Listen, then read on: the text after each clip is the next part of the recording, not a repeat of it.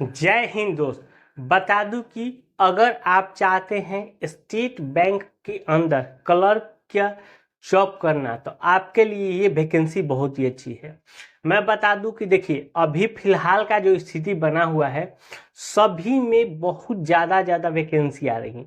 अभी आप लोगों ने कुछ दिन पहले हुआ होगा कि IBPS क्लर्क आया है, वो भी बैंकिंग के लिए 10,000 कुछ पोस्टों पे है। SBI ने अपना अलग से क्लर्क के निकाला। तो अभी जो भी बच्चे बैंकिंग के सेक्टर की तैयारी कर रहे हैं उनके लिए बहुत ही जबरदस्त अपॉर्चुनिटी है। तो मैं इस वीडियो में इस वैकेंसी की पूरी डिटेल्स बताऊंगा। कितने पद पे आई है, कैटेगरी किस कैटेगरी में कितनी सीट्स हैं, ठीक है, क्या सिलेक्शन प्रोसीजर है, क्या सैलरी रहेगी, और सबसे इम्पोर्टेंट चीज जो मुख्य रूप से लोगों को दिक्कत होती है कि फॉर्म भरने में आपको क्या डॉक्यूमेंट लगेगा।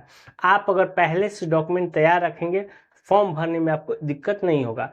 तो इसलिए मैं इस वीडियो में पूरा डिटेल्स बताऊंगा। तो इस तरह की वीडियो अगर आपको पाना है तो हमारे चैनल को जरूर सब्सक्राइब करिए और बेल आइकन दबाइए। देखिए पोस्ट है SBI क्लर्क का, ठीक है। ये जो वैकेंसी है टोटल 5,180 पदों पे है। ये पूरे ऑल ओवर इंडिया में आपके हर एक राज्य में सीट है। इसके लिए आप जो भी सरकारी वेबसाइट्स हैं इसके जहाँ पे वैकेंसियाँ होती है वहाँ पे जाके इसका नोटिफिकेशन निकाल के आप एक स्टेट वाइज आप वैकेंसी चेक कर लेके आपके स्टेट में कितनी वैकेंसी है। अगर मैं ऐसे जनरल बात करूं तो जनरल के लिए 2255 सीट है, EWS के लिए 508 सीट है, OBC के लिए 1179 सीट है, SC के लिए 788 और ST के लिए 450 सीट है। ये है, ये जो वैकेंसी है मेल और फीमेल दोनों के लिए है, ठीक है।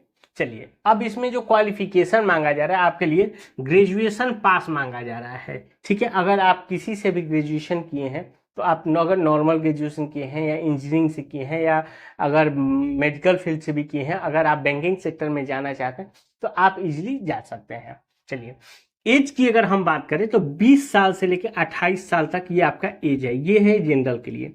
अगर OBC कोई होगा तो उसको 3 साल की छूट दी जाएगी, यानी कि वो अपना 31 साल तक भी जो भी कैंडिडेट है वो भी भर सकता है।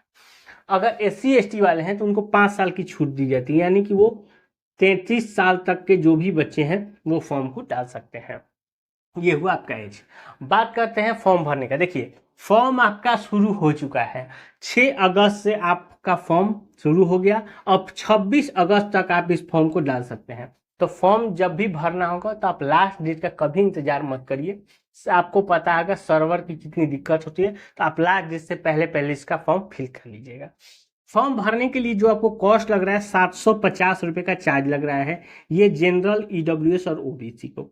अगर कोई SC है, ST है और कोई महिला है उसको 0 रुपये का चार्ज देना है। क्लियर। अब बात करते हैं इसके सिलेक्शन प्रोसेस के। देखिए सिलेक्शन प्रोसेस में पहले आपका प्री एग्जाम होगा, फिर आपका मेन एग्जाम होगा, फिर आपका लैंग्वेज टेस्ट होगा। अब लैंग्वेज टेस्ट इसलिए बोल रहे हैं, देखिए जैसे जो वैकेंसियां हैं वो क्या होता है कि हर एक स्टेट का अलग अलग है। जैसे मान लीजिए अगर गुजरात का जो वैकेंसी होगा तो उसमें गुजराती लैंग्वेज मांगी जाएगी। महाराष्ट्र के लिए जो वैकेंसी है वो महाराष्ट्र का लैंग्वेज मांगा जाएगा। तो इसलिए आपका इस लास्ट में जो टेस्ट होगा कि जैसे आप मान लीजिए सपोज कोई बिहार का है, अगर वो गुजराती आती है, अगर ठीक से लिखना बोलना पढ़ना वो अगर सब आता है तो आप गुजरात के लिए भर सकते हैं। लेकिन उस समय आपको जो टेस्ट देना होगा वो आपको गुजरात का ही टेस्ट देना, यानी गुजराती लैंग्वेज का आपको टेस्ट देना होगा। इसीलिए आप अपने सोच समझ के भरिएगा कि आपके पास कौन सा लैंग्वेज आती है, आप लैंग्वेज के हिसाब से फॉर्म भरिए। उसके बाद आपका डॉक्यूमेंट वेरिफिकेशन होगा। ये ही आपका 4 स्टेप है करने का। अब बात करते हैं प्री एग्जाम का। देखिए एग्जाम में आपसे क्वेश्चन क्या पूछेगा, इंग्लिश से आपको 30 क्वेश्चन रहेगा, न्यूमेरिकल एबिलिटी से आपके 35 क्वेश्चन रहेंगे और रीजनिंग से आपके 35 क्वेश्चन रहेंगे। ये तीनों मिला के आपके 100 क्वेश्चन रहेंगे, 100 मार्क्स के, और 1 घंटा आपका समय रहेगा। इसमें देखिए ध्यान रखिएगा 1/4 आपका निगेटिव मार्किंग भी है। अगर आप क्वेश्चन गलत करते हैं तो आपके 1 नंबर आपके उसमें से मैंने 0.4 के हिसाब से काट लिए जाएंगे। ये हो गया।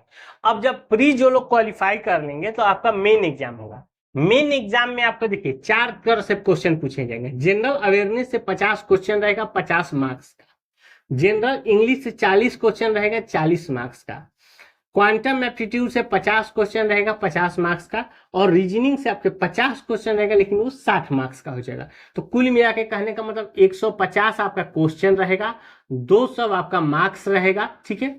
और ये जो समय रहेगा आपका 2 घंटा 40 मिनट, इसके लिए आपका मेंस के लिए आपका समय रहेगा। इसमें भी ध्यान रखिएगा 1/4 आपका निगेटिव मार्किंग मेन में भी एग्जाम में भी आपका रहेगा, दोनों का सेम है। जब मेन एग्जाम आप कर लेंगे तब आपका लैंग्वेज टेस्ट किया जाएगा। लैंग्वेज टेस्ट आपका रहेगा 20 मार्क्स का। यही 3 स्टेप जब आप गुजरेंगे फिर आपके बाद डॉक्यूमेंट वेरिफिकेशन और उसके बाद आपकी ज्वाइनिंग करा दी जाएगी। यही आप प्रोसेस है।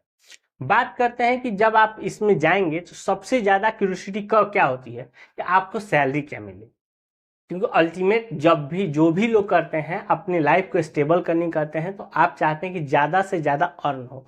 तो अब देखिए इसमें आपको देखिए क्या क्या मिलेगा। पहला तो 25,000 रुपये के आसपास इसके प्लस ये सैलरी रहेगी।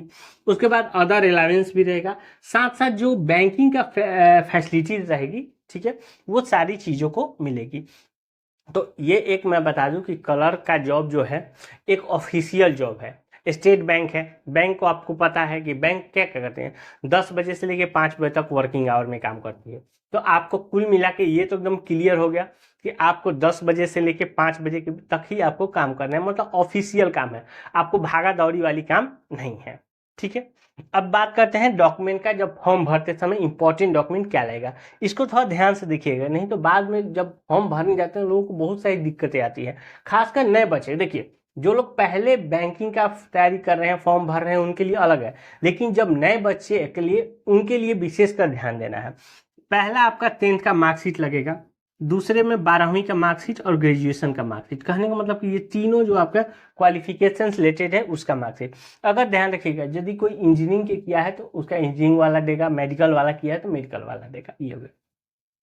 अब देखिएगा इसमें अगर ईडब्ल्यूएस कैटेगरी से कोई आता है तो वो अपना ईडब्ल्यूएस सर्टिफिकेट देगा, अगर कोई ओबीसी कैटेगरी से आता है तो वो अपना ओबीसी सर्टिफिकेट देगा, और कोई एससी और एसटी से आता है तो वो अपना कास्ट सर्टिफिकेट देगा।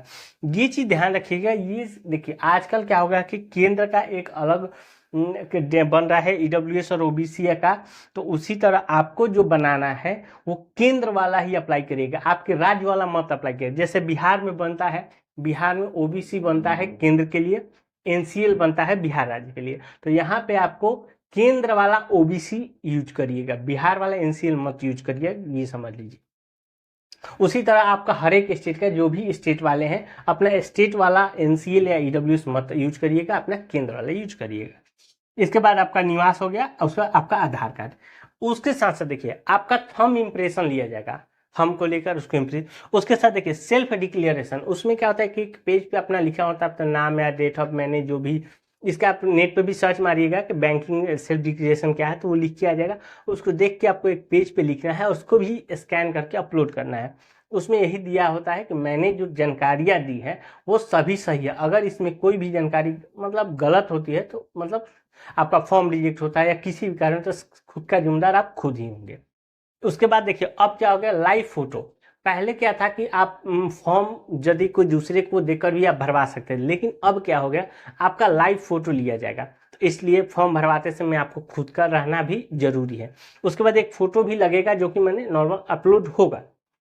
देखिए लाइव फोटो से एक और चीज़ है कि जब आप खुद से रह के अपना फॉर्म भराएंगे, अगर आप खुद से भर रहे हैं तो अच्छी बात है, अगर कहीं ऑपरेटर कोई भर रहा है तो आप यदि अपना फॉर्म देखेंगे तो वो तो भर ही रहा है, साथ के साथ आपका भी ध्यान वहाँ पे, तो अगर उससे कोई मिसमैच होता है या कुछ भी गलतियाँ होती है आप तुरंत बोलेंगे सर ये गलत हो रहा है या जो भी है, तो तुरंत के तुरंत आप फॉर्म को सही से भरिएगा, ठीक है।